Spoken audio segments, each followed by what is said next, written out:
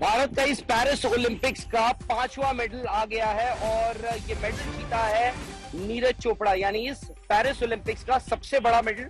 एक तरह से जो उम्मीदें लगाई जा रही थी नीरज चोपड़ा से कि वो इस बार दोबारा टोक्यो की परफॉर्मेंस दोहराएंगे, हालांकि गोल्ड नहीं डिफेंड कर पाए नीरज चोपड़ा, लेकिन उन्होंने सिल्वर जरूर जीता है। और जो गोल्ड जीते हैं वो पाकिस्तान से नदीम अशरफ, उन्होंने अपने दूसरे थ्रो में एक ऐसा अटेम्प्ट किया जो 92.97 यानी 92.97 मीटर जो थ्रो उन्होंने फेंका। उसके बाद काफी हद तक ये खत्म हो गई थी डिबेट कि गोल्ड कौन जीतेगा। उसके बाद दौड़ सिर्फ रह गई थी सिल्वर और ब्रॉन्ज की। नीरज चोपड़ा आते हैं, पहला थ्रो जो है वो उनका फाउल होता है, रेड फ्लैग उस पर खड़ा कर दिया जाता है। उसके बाद नीरज चोपड़ा अपने दूसरे थ्रो में जो करते हैं, उसके बाद कहीं ना कहीं ये हो गया कि नीरज चोपड़ा ने जो बाकी के कंटेंडर्स थे, जो बाकी के 10 बचे हुए कंटेंडर्स थे, उनके लिए भी मुश्किलें बढ़ा दी थी। यानी उन्होंने जो थ्रो मारा है वो मारा है 89.45। ये उनका इस साल का, इस पूरे के पूरे सीजन का बेस्ट है। नीरज चोपड़ा खैर जिस हिसाब से उन्होंने पूरा साल या फिर टोक्यो ओलंपिक्स के बाद जितने भी उन्होंने कॉम्पिटिशन्स खेले हैं, कंपीट करा है, जहां भी उन्होंने हर जगह गोल्ड मेडल ही जीता है, चाहे वो वर्ल्ड चैंपियनशिप्स हो, डायमंड लीग हो, जहां भी वो गए उन्होंने हमेशा हर जगह गोल्ड मेडल जीता। पर ओलंपिक्स में आज नीरज चोपड़ा को कोई और मात दे गया। हालांकि इसमें कोई शर्म नहीं है, नीरज चोपड़ा 2 ओलंपिक मेडल जीतने वाले एथलेटिक्स में आप देखिए एक लौते खैर एक ऐसे खिलाड़ी है जिन्होंने ट्रैक एंड फील्ड इवेंट्स में भारत के लिए एक मेडल जीता हो। टोक्यो में उन्होंने कारनामा किया था और वो गोल्ड मेडल जीता था। इस ओलंपिक गेम्स में उन्होंने उस परफॉर्मेंस को एक तरह से, मैं रिपीट तो नहीं कहूंगा, पर अपने आप को दोबारा साबित करा है सिल्वर मेडल जीत के। और उन्होंने अपने करियर का ये उनका दूसरा सबसे बेहतरीन थ्रो है। हम ये बात कहते हैं ना कि आपको ओलंपिक्स बड़ा दिन होता है, बड़ा स्टेज होता है, तो आपकी परफॉर्मेंस भी बड़ी होती है। नीरज चोपड़ा के लिए क्योंकि उन्होंने अभी तक आज तक जब से उन्होंने कम्पीट करना शुरू किया है प्रोफेशनल तौर पर, उन्होंने 90 का जो वो आंकड़ा है, 90 मीटर का वो जो थ्रो है, आज तक कभी पूरा नहीं किया है। और आज जिस वक्त नदीम अशरफ, पाकिस्तान के जो नदीम अशरफ हैं, उन्होंने वो 92.97 मीटर का जब थ्रो मारा तो लगा कि सबके लिए बहुत मुश्किल हो गई है। नीरज हालांकि दूसरा अपना जब थ्रो आए फेंकने और उन्होंने बड़ा अच्छा वो थ्रो भी फेंका, तो ऐसा लगा कि उन्होंने भी अपने आप की अपनी पीठ थपथपाई।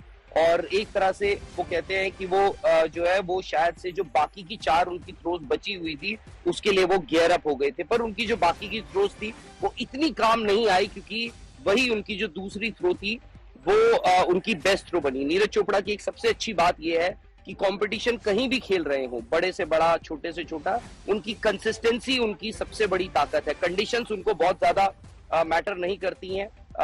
टोक्यो में भी हमने देखा, टोक्यो में बारिश हो रही थी उस दिन, जो सरफेस है, जो रनवे है, जो जैवलिन थ्रो का जो रनवे है वो भी थोड़ा बहुत गीला था, वहां पर भी हमने देखा था, पर उनको कंडीशंस इतना अफेक्ट नहीं करी और उन्होंने वहां पे गोल्ड जीता। तो जो गोल्ड मेडल पेरिस ओलंपिक्स का javelin throw, men's javelin throw final जीता है नदीम अशरफ ने। उसके बाद सिल्वर मेडल जीता है नीरज चोपड़ा ने, और ब्रॉन्ज जो लेकर गए हैं वो एंडरसन पीटर्स, ग्रेनाडा के एंडरसन पीटर्स ने वो मेडल जीता है। और गोल्ड और सिल्वर में तो खैर काफी डिफरेंस था, पर सिल्वर और ब्रॉन्ज में भी काफी डिफरेंस था। अगर आप देखिए तो नीरज चोपड़ा ने बाकी लोगों को, अगर उन्होंने सिल्वर मेडल जीता है तो उन्होंने एक अच्छे खासे मार्जिन से जीता है, करीब 1 मीटर ऊपर की थ्रो मारकर उन्होंने जीता है। और यहाँ पर 1-1 मीटर बहुत बड़ी चीज होती है, बहुत बड़ा मार्जिन होता है। तो इंडिया के लिए इस पेरिस ओलंपिक्स में ये 5वां मेडल है और पहला मेडल है जो ब्रॉन्ज नहीं है। ये सिल्वर मेडल नीरज चोपड़ा ने जीता है इस बार। और आप देखिए इससे पहले शूटिंग से 3 ब्रॉन्ज मेडल आए थे। उसके बाद आज ही हॉकी में इंडियन मेंस हॉकी टीम ने एक ब्रॉन्ज मेडल जीता है। तो इंडियन टीम यानी हॉकी टीम ने भी अपना कारनामा दोहराया। उन्होंने ब्रॉन्ज जो टोक्यो में जीता था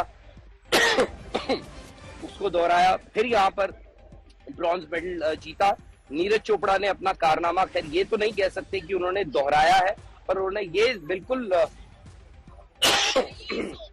इंश्योर किया है कि इंडिया यहाँ से कम से कम 5 मेडल लेकर जाएगा।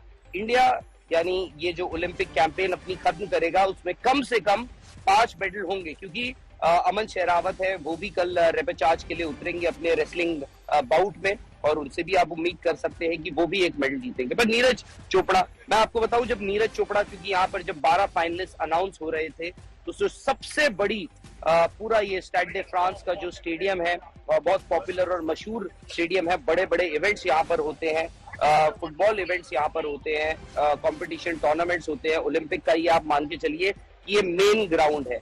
यहीं पर आपको क्लोजिंग सेरेमनी भी दिखेगी, और ये स्टेडियम पूरा खचाखच भरा हुआ था।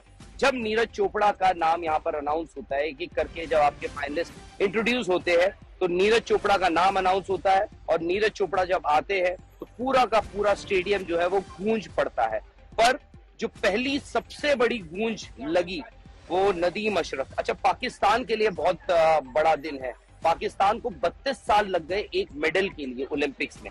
यानी ऐसा नहीं है कि गोल्ड मेडल की बात नहीं कर रहा हूँ, ओलंपिक्स में उनको 32 साल लग गए कोई भी मेडल लेने में।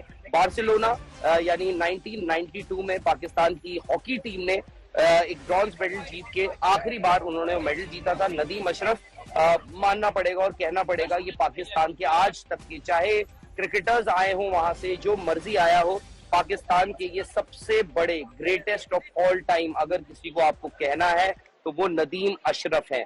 नदीम अशरफ पाकिस्तान के, और उन्होंने जो किया, और ऐसा नहीं, नदीम अशरफ पहले भी 90 से ऊपर फेंक चुके हैं, ओलंपिक रिकॉर्ड बनाकर उन्होंने ये गोल्ड मेडल हासिल करा है।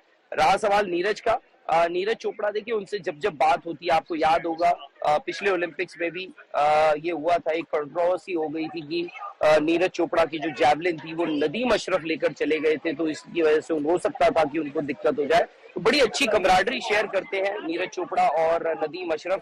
आपको याद होगा जो वर्ल्ड चैंपियनशिप है जहां पर नीरज चोपड़ा ने गोल्ड मेडल जीता था, वहीं पर नदीम अशरफ सिल्वर मेडलिस्ट थे। तो ऐसा नहीं है कि आज सडनली एक पाकिस्तान का एक खिलाड़ी आया है और उसने दुनिया पे अपनी छाप छोड़ दी है।